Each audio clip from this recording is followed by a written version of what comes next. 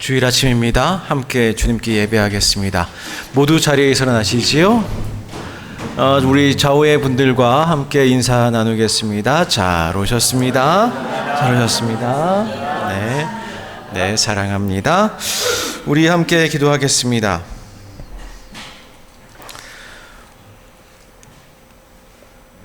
그에게서 온몸이 각 마디를 통하여 도움을 받음으로 연결되고 결합되어 각 지체의 분량대로 역사하여 그 몸을 자라게 하며 사랑 안에서 스스로 세우느니라. 온전한 사람을 이루어 그리스도의 장성한 분량에 충만한 때까지 이르리니 오직 사랑 안에 참된 것을 하여 범사에 그에까지 자랄지라. 하나님, 오늘도 저희들을 예배로 부르셨습니다. 이 시간에 저희들로 하여금 온전한 예배 공동체 이루게 하시고 주님의 도우심을 받아 오늘도 성령 안에 충만한 은혜 누리는 예배되도록 주님 역사하여 주옵소서. 지난 한 주간 동안 있었던 모든 것들이 시간 내려놓고 오직 주님만 바라보도록 인도하여 주옵소서. 예수님의 이름으로 기도하옵나이다. 아멘. 찬송가 31장 함께 찬양하겠습니다.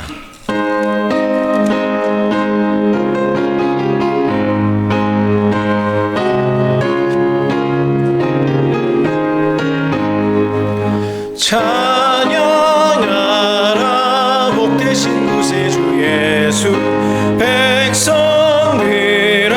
사랑을 전하세.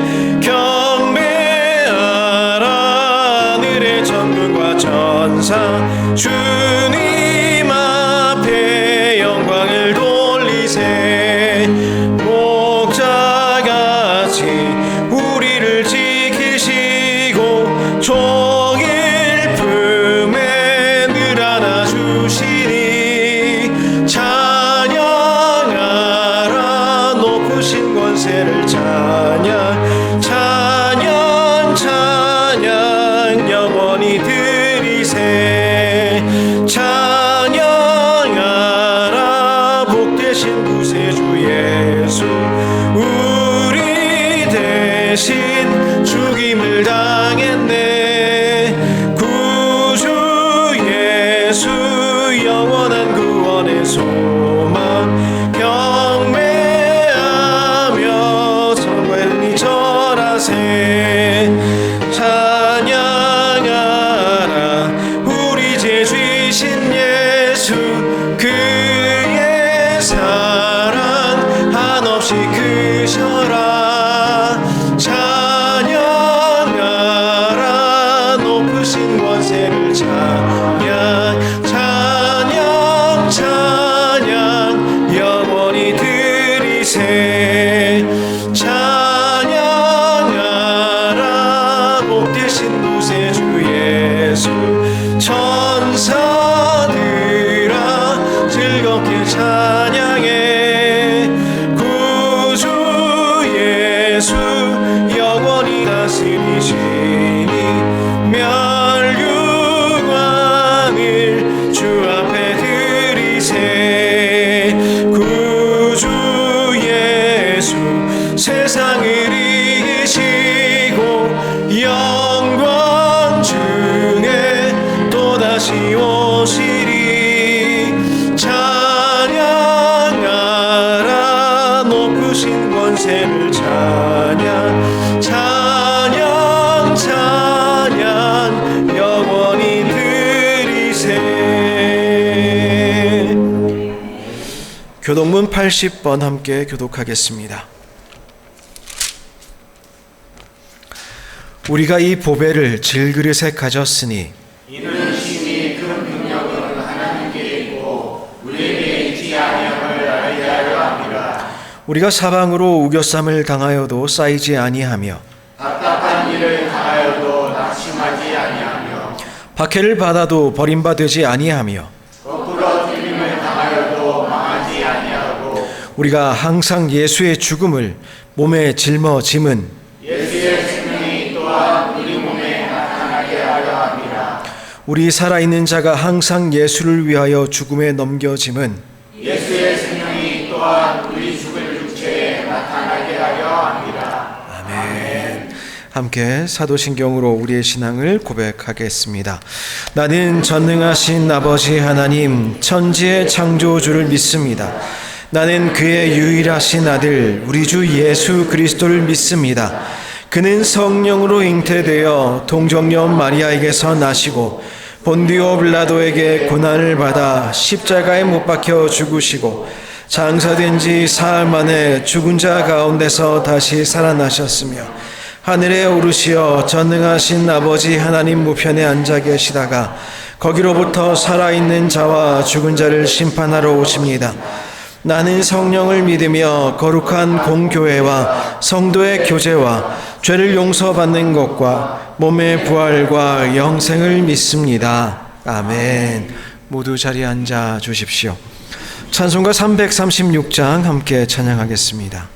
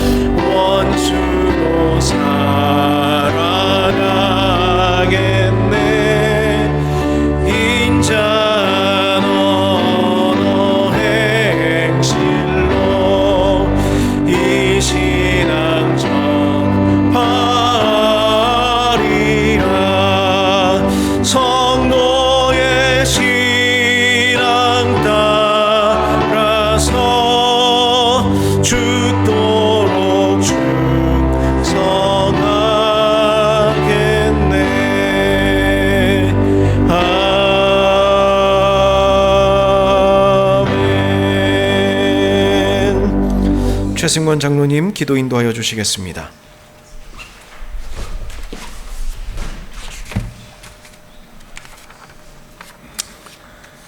사랑의 아버지 하나님 감사합니다. 하나님의 섭리 가운데 말씀으로 세상을 창조하시고 마지막으로 당신의 형상대로 우리를 지으신 후 먼저 우리에게 일을 허락하심이 아니라 쉼을 허락하셔서 그 쉼 가운데 우리들과의 교제와 사귐을 원하셨던 주님, 그 쉼의 날이며 주님의 날에 각각의 지체들이며 교회가 되는 저희들이 이 시간 주님께 예배드립니다. 주님과의 만남과 교제와 사귐의 시간으로 인도하여 주시옵소서. 또한 일주일간의 우리의 삶의 여정 가운데 주를 위한 발걸음을 옮겨가야 함을 알면서도 우리의 행동과 삶은 그러지 못했음을 고백하오니 저희의 못난과 허물을 용서하여 주시옵소서. 이 시간 주님께 예배드릴 때 우리의 잠자던 영혼이 깨어나게 하시고 우리의 닫혔던 마음이 열리게 하시며 우리의 꺼져가던 믿음이 솟아나게 하셔서 세상의 첫날보다 이 예배의 한 시간을 더욱 귀하고 소중함을 깨닫고 감사하게 하여 주시옵소서. 더 나아가 눈에 보이는 성전이 아닌 우리 내면의 성전을 매일매일의 삶 가운데 말씀과 기도로 견고히 건축해 나가는 저희들로 인도하여 주시옵소서. 그래서 두 눈을 뜨고도 눈먼 자들이 아니라 두 눈이 멀고도 본 자들이 되게 하시며, 무성한 잎으로 속이는 자들이 아니라 진실한 열매를 찾는 자들이 되게 하시며, 성전을 소굴로 삼는 자들이 아니라 소굴을 성전으로 엎는 자들이 되게 하시며, 입술로만 구하는 자들이 아니라 뿌리부터 바꾸는 자들이 되게 하시며, 질문으로 함정을 파는 자들이 아니라 침묵으로 진리를 묻는 자들이 되게 하셔서 오직 내 삶의 주인 되시는 주님만을 위해 살아가는 저희들로 인도하여 주시옵소서. 주님 친히 세우신 이 만민이 기도하는 집 위에 낮에는 구름기둥으로 밤에는 불기둥으로 지켜주셨고, 야긴과 보아스의 두 기둥으로 지탱하게 하셔서 그 어떤 것으로부터 자루나 우르나 흔들리지 않는 교회로 인도하여 주시옵소서. 한 성도 한 심령 기억하셔서 그들의 기도의 제목 위에 성취로 응답하여 주시옵고, 육적인 영적인 연약함이 있는 이에게 치유와 회복을 허락하시며, 걱정과 근심 가운데 있는 이에게 평안과 안식을 부어주셔서 주님 살아 역사하시는 분임을 알게 하여 주시옵소서. 전반기 재정검사를 은혜 가운데 잘 마칠 수 있도록 인도하여 주옵시고, 다가오는 창립주의를 감사함으로 맞이할 수 있도록 인도하여 주시옵소서.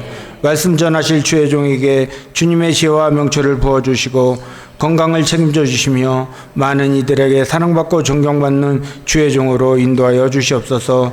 주께 드려진 기도는 모두 응답되게 하시고 가르친 사역 위엔 주님의 나라가 확장되는 역사가 있게 하여 주시옵소서. 이 모든 기도 무엇이든지 기도하고 구하는 것은 받은 줄로 믿으라 말씀하신 우리 주 예수 그리스도의 이름으로 기도드렸습니다. 아멘.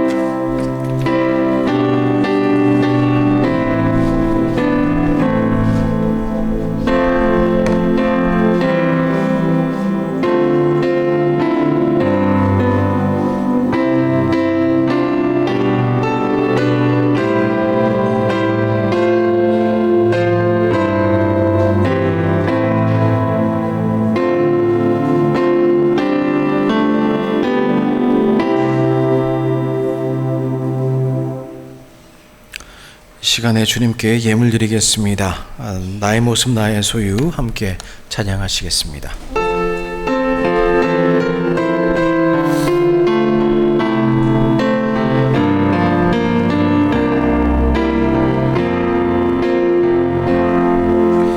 나의 모습 나의 소유 주님 앞에 모두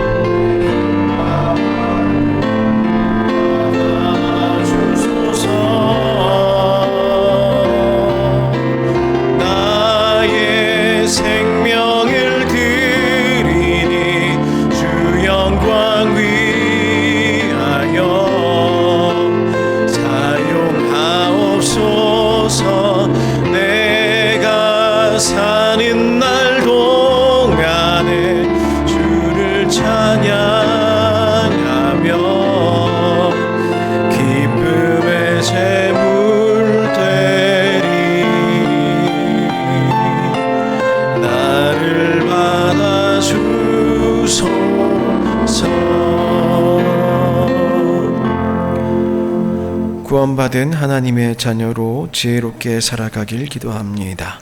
기도하겠습니다. 사랑과 은혜가 한이 없으신 하나님, 지난 한 주간 주님의 은혜가 여전히 한이 없었기에 오늘 이 시간 저희들 주님 앞에 나와 기쁨으로 주님께 감사하며 예배 중에 예물 드립니다. 주님, 이 예물 주님 기뻐 받아주시고 주님의 기쁘신 뜻을 위하여 사용하여 주시고 주님 또한 이 예물 위에 함께 행하셔서 그래야 예물이 쓰이는 곳곳마다 주님의 나라, 주님의 뜻, 또한 주님의 백성들이 세워지도록 주님 역사하여 주옵소서. 아버지 하나님, 또한 우리의 삶을 주님 앞에 예물로 드립니다. 주님 받으시고 사용하시고 우리의 가정들과 우리의 생활들을 주님 다 주관하셔서 아버지 하나님, 모든 우리의 삶의 여정들이 주님께 드려진 바 되어 온전히 주님의 손에 붙들린 인생 살아가도록 주님 인도하여 주옵소서. 아버지 하나님, 기도하는 제목들 많이 있습니다. 건강 때문에, 또한 자녀 교육 때문에, 또한 아버지 하나님 또 여러 가지 어려움으로 인하여, 경제적인 어려움으로 인하여 주님 앞에 간구할 때 있습니다. 주님, 우리의 고민과 우리의 삶의 어려움들을 주님 앞에 다 내려놓사오니 주님 인도하여 주시고 주님 은혜로 우리의 삶을 덮어 주시옵소서. 예수님의 이름으로 기도하옵나이다. 아멘. 네, 교회 소식 전하도록 하겠습니다. 아름다운 교회 오신 여러분들 주님의 이름으로 환영합니다. 다음 주에 우리 재직회 있겠습니다. 예배 후에 바로 이 자리에서 바로 이어서 진행하도록 하겠습니다. 기억하여 주시고 특별히 상반기 동안 진행된 우리 각각 사역들 우리 함께 재정 보고를 통해 점검하고 또 하반기를 생각해 보는 시간 가지도록 하겠습니다. 모든 재직께서는 꼭 참여하여 주시면 좋겠습니다. 그 외의 내용들은 주보와 카톡을 참조하여 주시면 좋겠습니다. 오늘 주시는 하나님의 말씀 함께 살펴보겠습니다. 고린도 전서의 말씀입니다. 고린도 전서 1장 18절로 25절까지의 말씀입니다. 이미 권사님께서 주님의 말씀을 봉독하여 주시겠습니다.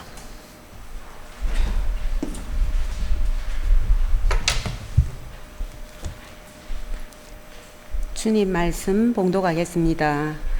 십자가의 도가 멸망하는 자들에게는 미련한 것이요 구원을 받는 우리에게는 하나님의 능력이라 기록된 바 내가 지혜 있는 자들의 지혜를 멸하고 총명한 자들의 총명을 폐하리라 하였으니 지혜 있는 자가 어디 있느냐 선비가 어디 있느냐 이 세대의 변론가가 어디 있느냐 하나님께서 이 세상의 지혜를 미련하게 하신 것이 아니냐 하나님의 지혜에 있어서는 이 세상이 자기 지혜로 하나님을 알지 못하므로 하나님께서 전도에 미련한 것으로 믿는 자들을 구원하시기를 기뻐하셨도다.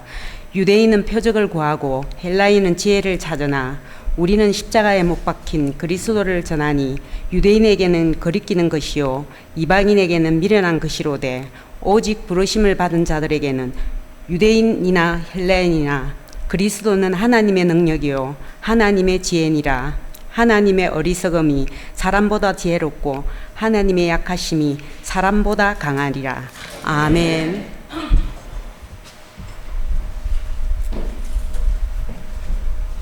네, 함께 기도하겠습니다. 사랑이 많으신 하나님 감사합니다. 이 시간 저희들 주님의 말씀 앞에 함께 나아갑니다. 오늘도 말씀으로 우리를 지혜롭게 하여 주옵소서. 예수님의 이름으로 기도하옵나이다. 아멘. 네, 다들 한 주간 평안하셨습니까? 목요일날 저희 예배 끝나고 기쁨으로 TV 앞으로 갔다가 제법 난처하였지요. 그래도 큰 사건 없이 그리고 또 이렇게 뵙게 되어서 참으로 감사한 일입니다. 저희 계속해서 그리스도 예수님에 관한 이야기들 이어서 함께 생각해 보고자 합니다. 약간 강의 비슷하지요. 그래서 다음 주까지 하면 얼추 끝이 납니다. 오늘 이제 십자가의 이야기 좀 나누고 다음 주에 다시 오신다. 우리가 가끔 잊고 살거든요. 다시 오십니다. 예수님 다시 오십니다. 그 이야기를 좀 같이 나눌까 합니다.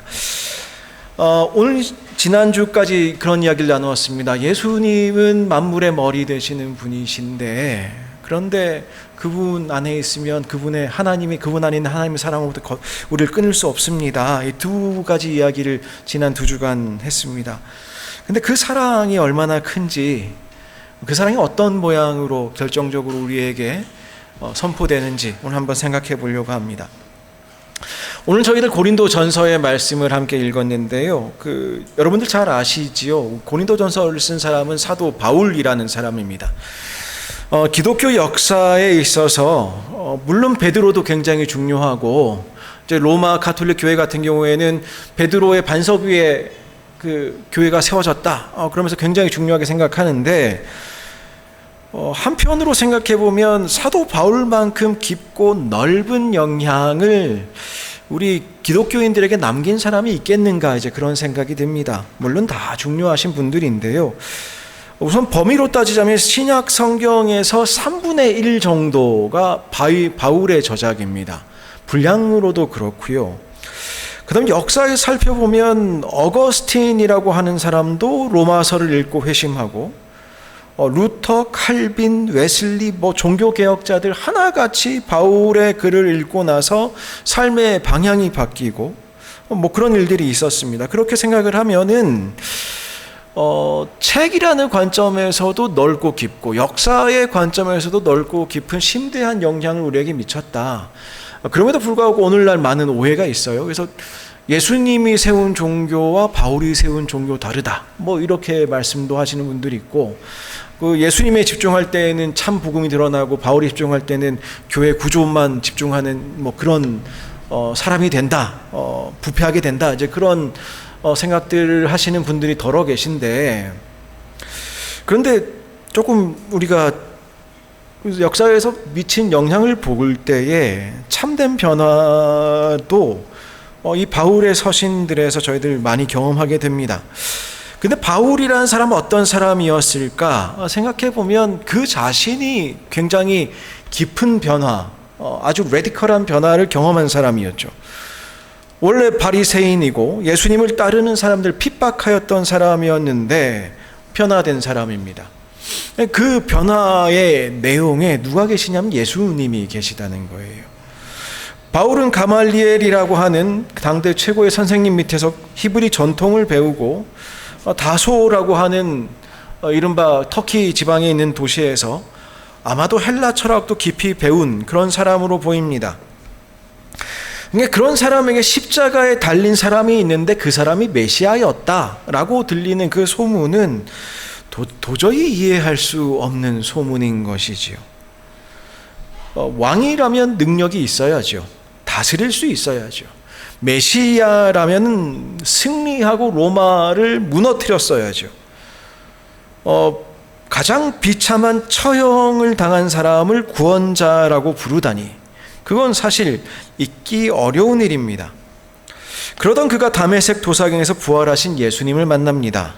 그리고 그 만남이 그의 삶의 모든 것을 변화시켰습니다. 여러분도 예수님 만나고 삶의 모든 방향이 혹시 바뀌셨는지요? 아니면 앞으로 가고 있는 방향을 여전히 예수님을 만났더니 그거 지지해 주시는 방향으로 그렇게 예수님 이해가 되시던지요? 오늘 본문은 그 전환 이후에 그에게 나타난 증언 중에 하나입니다. 고린도전서 1장 18절에서 바울은 이렇게 이야기합니다. 십자가의 도가 멸망하는 자들에겐 미련한 것입니다. 그런데 구원을 받는 우리들에게는 하나님의 능력이 됩니다. 그렇게 이야기합니다. 본인의 인생을 통해서도 어떤 사람이 있었고 그 다음에 지금의 내가 있습니다. 근데 우리가 보는 사람들의 관점에서도 어떤 사람이 있고 또 다른 사람이 있습니다. 어떤 사람들은 미련하다고 하고 같은 십자가를 보면서 말입니다. 어떤 사람들은 그것을 보고 하나님의 능력이라고 합니다. 같은 사건 앞에서 정반대의 결론에 우리는 쉽게 도달하고 그것이 자주 우리도 경험하는 일들입니다. 나의 인생에서도 마찬가지입니다. 어떤 나는 십자가는 미련한 것 같고 어떤 나는 십자가가 너무너무 하나님의 능력인 것 같아요. 우리의 인생을 통해서도 그런 갈등을, 우리는 아이러니를 경험합니다. 무엇이 다릅니까? 무엇이 그렇게 우리 인생의 신앙을 어렵게 만들고 복잡하게 만드는 것이겠습니까? 오늘 저희들 지난주까지 했던 이야기들, 하나님의 사랑에서 끊을 수 없다. 그 사랑이 어떻게 표현되었는가? 십자가에 다시 한번 하나님의 사랑을, 저희들이 그리스도를 통해서 드러난 하나님의 사랑을 확증해 보려고 합니다. 세상의 눈으로 십자가를 보면 그건 거리끼는 것이고 미련한 것이지요. 고린도전서 1장 22절 23절의 이야기입니다. 유대인들 표적 구합니다. 헬라인 지혜 찾습니다. 그런데 우리는 십자가에 못 박힌 그리스도를 전합니다. 그러니 유대인들은 그거 거리껴지는 것이고 이방인들에겐 미련한 것입니다. 그건 표적도 안 되고 지혜도 안 됩니다. 라는 이야기가 되겠죠. 근데 유대인들 표적을 구합니다. 그들 눈에는 어떤 능력이 나타나야 돼요. 예를 들어서 양털을 가만히 두면 양털만 줬고 옆에는 안 줬든지, 아니면 옆에는 다 줬고 양털만 안 줬든지, 뭐 그런 신기한 일들, 능력이 나타나야 됩니다. 예수님의 인생을 통해서 여러 번 능력이 나타났지요. 바다가 갑자기 잔잔해지든지. 근데 십자가에선 그런 능력 없잖아요. 그들이 기대하는 메시아는 결정적으로 능력으로 승리하는 사람이어야 합니다. 어떤 능력이 드러나는가가 유대인들에겐 표적으로 받아들여지게 돼요. 전쟁에서 이기고 이스라엘을 회복시키는 사람이어야 그들이 기대했던 표적일 것입니다. 그런데 그런 일들은 없었어요. 그래서 스캔들, 지난번에 한번 말씀드렸습니다만 걸려 넘어지는 이야기가 되는 것입니다. 십자가에 달린 사람이 메시아라는 것은 유대인들, 표적을 구한 유대인들의 눈에게는 스캔들 중에 스캔들이 된다는 것이지요. 반대로 헬라인들은 지혜를 찾습니다. 미련한 것이 되지요. 헬라인 전통에서는 신은 영광스럽고 이 땅의 고통과는 상관없는 존재로서 고통받지 않는 지고지순한 존재여야 합니다. 그런데 처형당한 신이 있을 수 있겠습니까? 그 미련한 것 자체죠. 지고지순하신 영광스러운 고통과 관계가 없으신 분이어야 하는데 처형을 당한다는 것은 굉장히 미련해 보입니다. 그걸 모리아라고 표현을 했어요. 모리아. 그 현대 영어에서 그 좋은 표현은 아닌데 그 드라마 같은 데 보면 저 사람 바보야. 그 이야기할 때 그 영어에서 모론이라고 이야기하거든요. 쟤는 모론이야. 이제 그렇게 얘기하면 쟤 바보야. 이제 그런 뜻입니다. 그게 원래 그 여기 미련한 것에서 나온 단어예요. 어쩌다 이렇게 나왔느냐 하면은 현대 영어에서 바보를 탄 모론이 어떻게 사용된 것이냐, 1910년 정도에 그 미국의 심리학자이자 우생학자이기도 한 사람이 지적 발달 지체를 분류하는 의학 용어로 뭘 쓸까 하다가 그리스어를 영어로 만들어가지고 모론이란 단어를 만들어내요. 그래서 그게 이 단어가 그 이른바 정신지체 장애자들을 분류하는 의학 용어로 사용되었는데, 그 사람이 워낙 우생학자다 보니까 누구는 잘나고 누구는 못난 사람들 지칭하는 말이 되다 보니까 그거 안 쓰기 시작했어요. 근데 그게 일상적인 비하 표현으로 굳어진 것이죠. 그게 이 사람이 어떻게 발견했느냐? 이방인데 미련한 것, 여기서 발견한 것입니다. 미련한 것. 그렇게 우리가 볼 때 지능이 떨어져 보이는 것이 뭐냐? 십자가에서 구원을 행하는 신이 있다는 사실이 그렇다는 겁니다. 성경에서 이 모리아 혹은 모로스라고 하는 이 단어는 단순히 지적 능력이 낮다는 말을 넘어섭니다. 하나님의 뜻을 분별하지 못하는 영적인 완고함 혹은 영적 분별력의 결여, 이때에도 참 미련하다라고 표현하기도 합니다. 근데 그러니까 이 뜻을 단순히 멍청이 정도로 줄여버리면 그 의미가 축소가 되는 것이지요. 다만 바울은 이 완고함이 왜 있는가를 지금 이해하는 것 같아요. 저 사람들 눈에 이거 정말 바보 같은 짓일 거야. 나도 그랬어. 입니다. 바로 자신이 그 자리에 있었던 사람이었습니다. 그만큼 십자가는 세상 사람들 눈으로는 받아들일 수 없는 것이지요. 근데 가만히 생각해 보면 예수님이 이 땅에 오시는 순간부터 우리가 기대했던 것과는 다른 인생을 사셨습니다. 왕인데 구유에서 나셨고요. 왕인데 가난한 자들의 벗이 되셨고요. 제자들은 하나같이 민족의 배반자를 포함하여 별로 그렇게 쓸데 있어 보이지 않는 사람들을 부르셨고, 왕인데 재판하는 통치자신데 죄인들과 함께 식탁을 나누셨고, 결정적으로 왕이신데 처형당하셨습니다.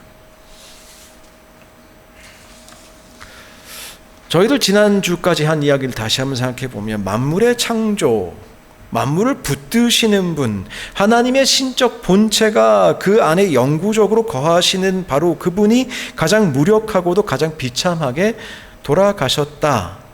세상의 논리로는 이것은 모순입니다. 찌르는데 찔리는 역할을 하고 있는 것이지. 예를 들어서 엠마오로 가던 두 제자도 이것을 경험하였습니다. 이 두 제자는 예수님의 죽음을 실패로 해석했습니다. 어떻게 우리가 아느냐? 왜 실패로 그들이 받아들였다고 우리가 알 수 있느냐? 그들이 이렇게 말을 했기 때문입니다. 우리는 이 예수라는 사람이 이스라엘을 속량할 자라고 바랬었다. 그게 안 됐다는 소리죠.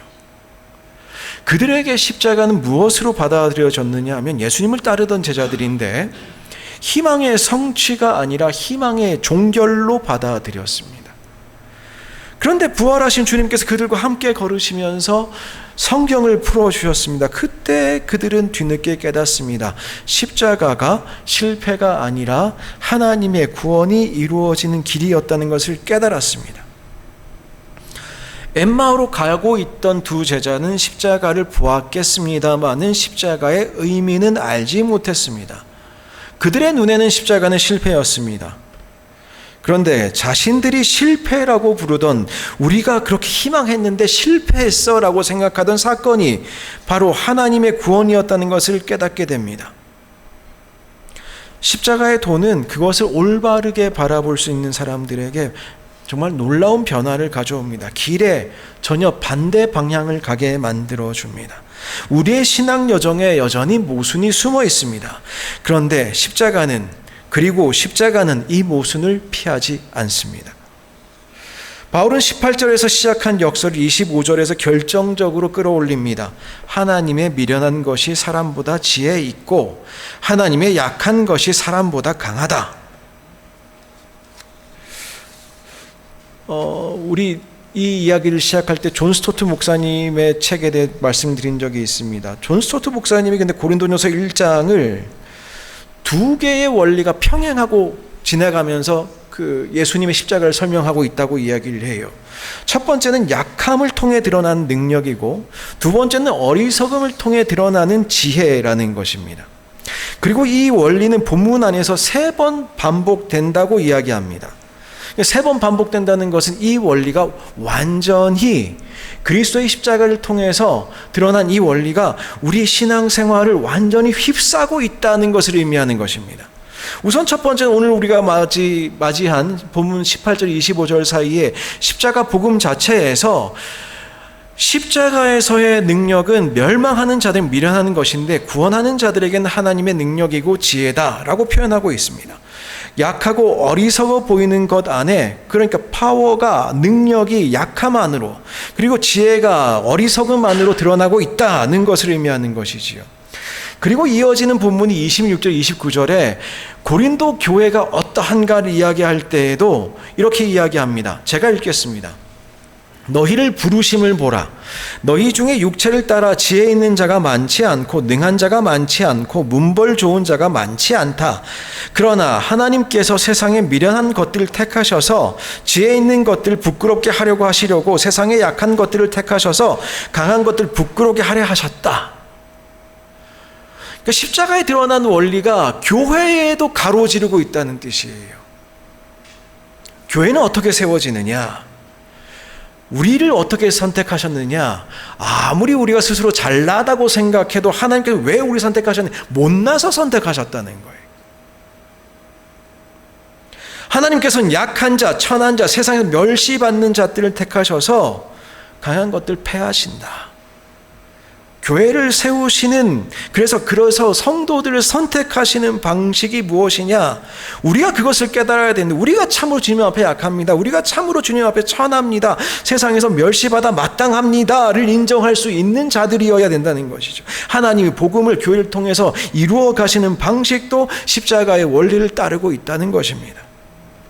그 세 번째로 2장 1절에서 5절까지의 이야기인데, 바울은 어떻게 복음을 전하느냐? 뛰어난 말과 지혜가 아니라 자신의 연약함 가운데에 복음을 전하고 그 약함 속에서 오히려 성령의 능력이 드러났다고 이야기합니다. 동일한 원리가 십자가에서 드러나고 교회의, 우리의 삶의, 교회의 모습에서도 드러나고, 또한 우리가 각자의 모든 성도들이 자기의 인생을 사역자로 살아갈 때에도 동일하게 여러분의 신앙생활, 교회 밖에서의 신앙생활에서도 동일하게 적용된다는 것입니다. 십자가를 통해 드러나는 이 놀라운 능력과 놀라운 지혜, 그러나 인간의 눈에 보이는 연약함과 어리석음이 십자가에서 드러났는데 그것은 우리 교회에서도 드러나야 되고 또한 여러분의 각자의 인생을 통해서도 드러나야만 한다는 것이죠. 일관되게 작동하는 원리라는 것입니다. 미르겐 몰트만이라고 하는 신학자가 있습니다. 이 사람은 약간 다른 이야기를 오늘 본문에서 이야기합니다. 근데 같은 이야기예요. 본질적으로 같은 이야기인데 그는 십자가에 달리신 하나님이라는 책을 썼습니다. 십자가에 하나님이 달리셨다라고 표현을 했어요. 근데 거기서 오늘 이 본문을 이야기할 때 뭐라고 이야기하느냐 하면은 1518년에 마틴 루터가 제시한 구별법을 제시하여 줍니다.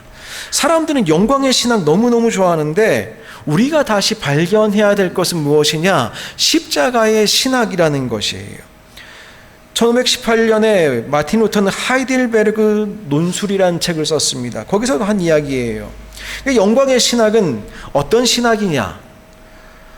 창조 세계와 인간의 업적 속에서 하나님을 인식하려고 하는 태도를 말하는 것입니다. 강함, 성공, 지혜, 영광 속에서 우리가 보는 그런 것들 속에서 하나님의 흔적을 찾는 것이지요. 그런데 몰트만이라고 하는 사람이 날카롭게 지적하는 것은 이러한 인식, 강함 속에서 하나님의 흔적을 찾고 성공 속에서 하나님의 흔적을 찾고 지혜 속에서 하나님의 흔적을 찾고 영광 속에서 하나님의 사랑을 찾으려는 모든 인간의 시도는 무엇으로 이어지느냐? 자기 자신의 우상화로 이어질 수밖에 없다. 하나님 이렇게 하셨어요 라고 말을 하면서도 내가 거기서 이렇게 했습니다를 말하고 싶다 한다는 것이죠. 인간은 자신이 도달할 수 있는 것 안에서 신을 찾다가 마침내 무엇을 신격화하느냐? 내가 경험할 수 있는 강함, 내가 누릴 수 있는 지혜, 그것을 우상화한다는 것이죠. 이에 맞서서 십자가의 신학은 정확히 반대 방향에서 하나님을 바라보게 됩니다. 고난과 약함과 십자가 가운데에 거하시는 하나님을 바라보는 것을 말하는 것이지요. 그래서 몰트만은 오늘 이 본문 25절부터 31절까지의 이어가는 논리를 가리키면서 이것이 바로 인간이 자기 자랑을 비판하고 그 자랑으로부터 자신을 해방시키는 참된 자유를 가리키는 신학이라고 이야기합니다. 그러니까 무슨 말이냐면 나의 자랑, 내가 자랑하고 싶은 것으로부터 나를 자유롭게 하는 것, 그게 어떻게 가능하냐? 십자가를 바라볼 때 가능하다는 것입니다.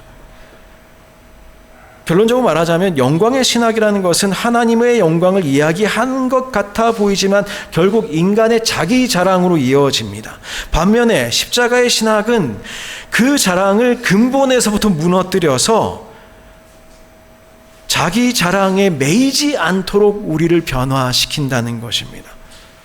고린도전서 1장 29절 31절 제가 읽도록 하겠습니다. 이는 아무 육체도 하나님 앞에서 자랑하지 못하게 하려 하심이라. 너희는 하나님으로부터 나서 그리스도 예수 안에 있고 예수는 하나님으로부터 나와서 우리에게 지혜와 의로움과 거룩함과 구원함이 되셨으니 기록된 바 자랑하는 자는 주 안에서 자랑하라 함과 같게 하려 함이라. 자랑하는 자는 어디서 자랑하라고요? 주 안에서 자랑하라. 그 주님은 어떠신 분이라고? 십자가에 달리신 바로 그 분이라고요. 자기의 육체 자랑할 생각하지 말고 십자가에 달리신 주님 안에 있음으로 그것을 자랑하라. 그러려면 우리의 인생에 얼마나 큰 변화가 필요하겠습니까?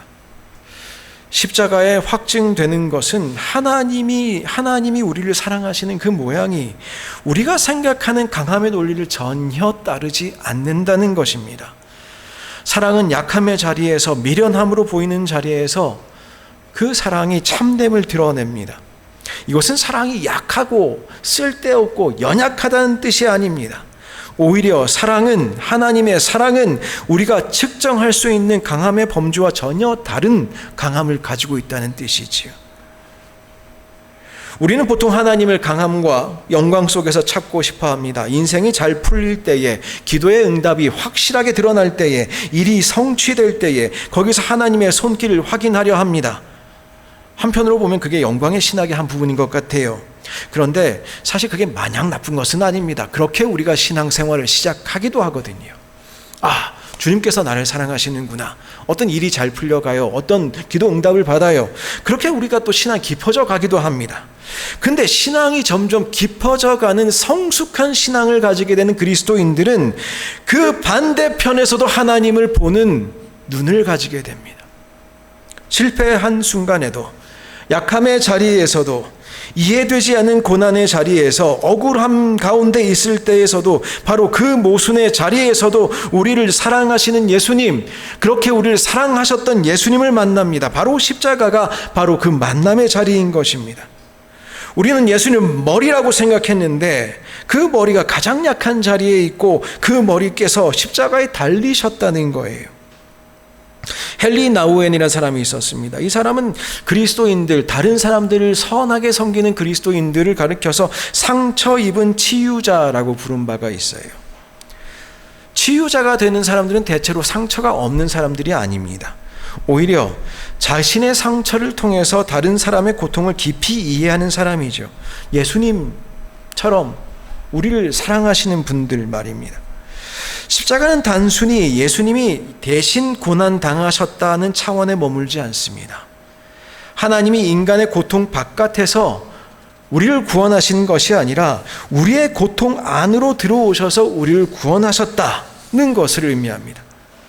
우리는 보통 강한 사람이 약한 사람 돕는다고 생각합니다. 우리가 남들 구원하려면 우리에게 더 능력이 있어야 된다고 생각해요.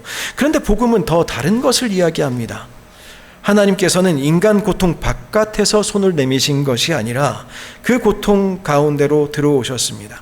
가끔 우리가 상처 입은 치유자라는 말을 조금 잘못 사용할 때 있어요. 나 상처 받아왔어. 나 이런 경험해봤고 저런 경험해봤어.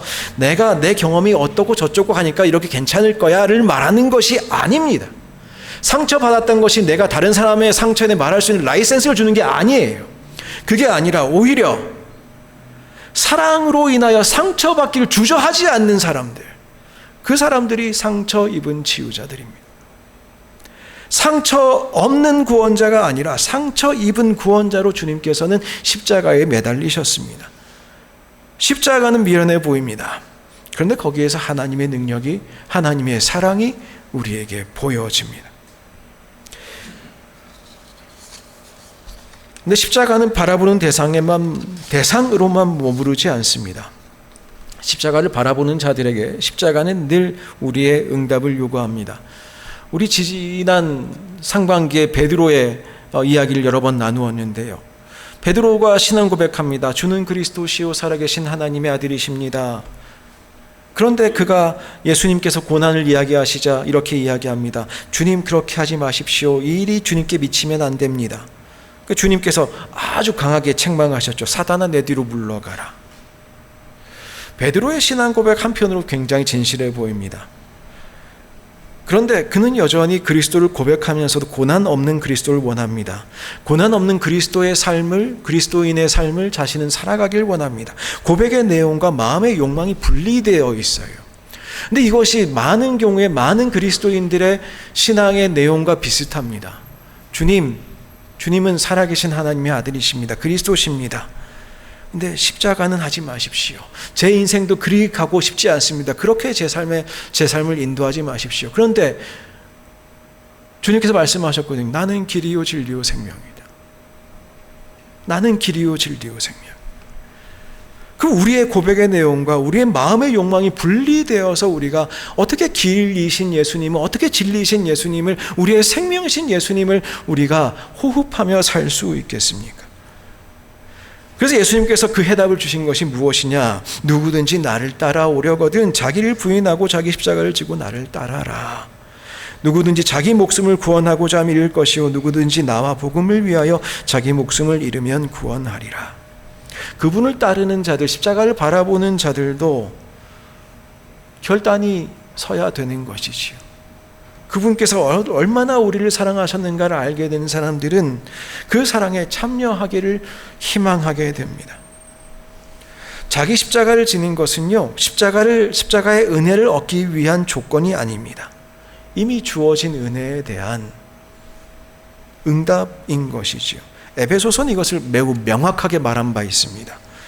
너희는 그 은혜에 의하여 믿음으로 말미암아 구원을 받았으니 이것은 너희에게 난 것이 아니요 하나님의 선물이라. 그 이후에도 베드로 실패하지요. 그래도 닭 울기 전에 3번 부인하는 일들 말입니다.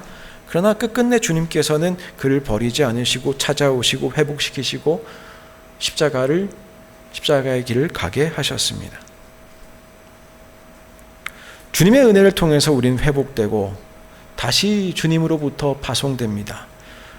근데 그것을 우리가 확실하게 우리가 해야 될 일이 무엇인지, 우리가 어떻게 구원되었는지 확실하게 아는 길이 있는데 그게 뭐냐? 십자가를 바라볼 때에 그때의 그 은혜를 우리가 풍성히 누린다는 것이지요.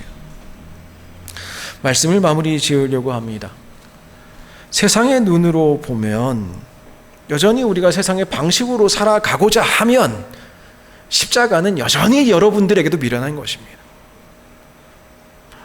만약 인생 변화 없이 살아가고자 하면 예수님 십자가 여전히 미련한 거예요. 여러분에게도 그렇습니다. 제게도 마찬가지고요. 근데 그 십자가를 사랑하면 그 안에 하나님의 능력과 지혜가 숨어 있음을 우리는 발견하게 됩니다. 영광을 추구하는 인생이 아니라 십자가를 추구한 인생 속에 거기서 우리는 하나님의 놀라우신 사랑을 발견하게 됩니다. 이 십자가의 도리가 이번 주에 여러분의 삶에 구체적인 의미를 가질 수 있기를 원합니다. 우리는 쉽게 유혹받거든요. 일이 뜻대로 풀리지 않을 때, 기도해도 상황이 변하지 않을 때, 내가 쏟은 노력이 아무런 열매가 없는 것 같을 때 하나님은 정말 살아계신가, 여기 계신가, 뭐 이런 질문들 하게 되잖아요. 그런데 오히려 그 순간에 십자가의 신학은 시작됩니다. 하나님이 가장 약하고 무력해 보이실 때에 내가 희망해왔던 것이 바랬었는데 안 됐어라고 되는 그 순간에 십자가를 다시 한번 마주할 때에 하나님의 능력이 시작됩니다. 이번 주 우리가 마주할 약함이 분명히 있을 것입니다. 그 자리 피하거나 부정하지 마십시오. 그 자리에서 십자가의 주님 바라보십시오. 그분은 그곳에 계십니다. 특별히 그곳에 계실 것입니다. 주님께서는 실패했던 제자들 앞에도 나타나셨습니다. 부활하신 예수님께서는 새로운 몸으로 제자들에게 나타나셨지요. 그런데 놀랍게도 그 몸에는 못자국이 남아있고 창자국이 남아있습니다. 우리 부활을 완전한 승리로 생각합니다. 그럼 승리했으면 이전의 상처 사라져야지요. 이전의 상처와 상관없는 인생 살아가야지요. 그런데 우리의 인생도 그렇지 않아요. 십자가의 흔적이 남아있습니다. 그 상처는 더 이상 수치와 패배의 흔적이 아닙니다. 부활의 흔적으로, 부활의 능력으로 새롭게 된 몸에서도 사라지지 않는 하나님의 사랑의 흔적입니다. 세상은 상처를 숨기라고 말하고 연약함을 숨기라고 이야기합니다. 부끄러운 흔적 지우라고 말합니다. 그러나 하나님께서는 부활하신 예수님의 몸에서 십자가의 흔적 지우지 않으셨어요. 왜냐하면 그렇게 우리를 사랑하셨거든요. 그 연약함으로 우리를 사랑하셨거든요. 상처 없는 강함을 원하십니까? 아니요. 그 길 가시면 안 됩니다. 십자가는 하나님의 능력이 약함을 제거하는 것이 아니라 약함을 통해서 그분의 능력을, 그분의 사랑을, 그분의 지혜를 보여주신다는 것을 우리는 다시 한번 십자가를 통해서 확인해야 될 것입니다.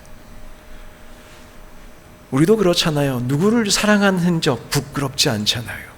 여러분들 아들, 딸 사랑하시다가 마음에 상처 입으신 적 있죠? 가끔은 내가 좀 잘못했다 싶을 때도 있는데 정말 사랑한 흔적들이 있으시잖아요. 그거 부끄럽지 않으시잖아요. 정말 사랑한 것은 부끄럽지 않잖아요. 정말 바보 같은 짓들로 보일 수도 있습니다. 세상 사람들은 모론, 멍청한 것들 말할 수 있습니다. 그러나 하나님께서는 십자가를 통해 우리를 사랑하신 것을 숨기지 않으셨습니다. 부활 이후에도 숨기지 않으셨습니다. 그 사랑이, 그 십자가의 사랑이 이번 한 주간도 여러분들 가운데 십자가의 능력으로, 그래서 우리가 참으로 살아계신 하나님의, 여전히 우리도 가끔 가다가 주님 미련한 짓입니다 이야기하지만, 그럼에도 여전히 완전하신 그 사랑을 이번 한 주간도 경험하며 사시는 우리 귀한 아름다운 교회 성도님 되시기를 주님의 이름으로 축복합니다. 기도하겠습니다. 사랑 많으신 하나님, 그 사랑으로 우리를 구원하여 주셔서 감사합니다. 그 사랑으로 우리를 새 생명 살게 하여 주셔서 감사합니다. 주님, 그 길로 우리도 가게 하여 주옵소서. 예수님의 이름으로 기도하옵나이다. 아멘. 모두 일어나셔서 결단의 찬양 함께 찬양하겠습니다.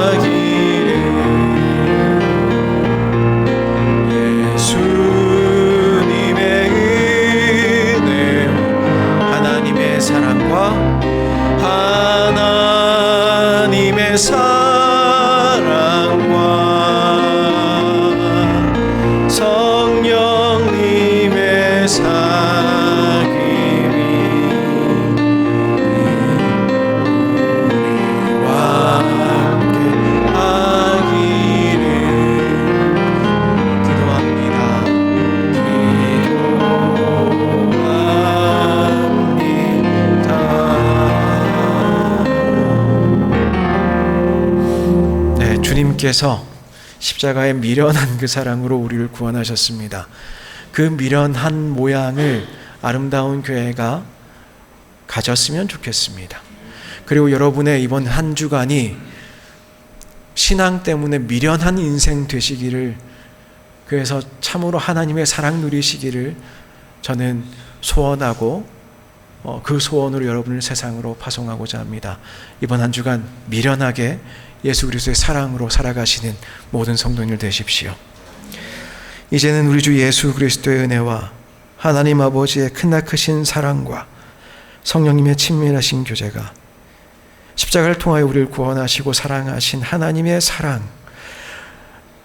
그것으로 살아가기를, 세상에서 우리가 추구하는 것으로 세상을 살아가는 것이 아니라 주님 보여주신 그 길로 걸어가고 십자가의 능력으로 세상을 이기며 살아가기를 소원하는 모든 성도들 위해, 그들의 가정과 일터 위에, 자녀들 위해, 이 땅 멕시코와 우리의 조국 대한민국 위해 이제부터 영원까지 함께 계시옵기를 간절히 축원하옵나이다. 아멘.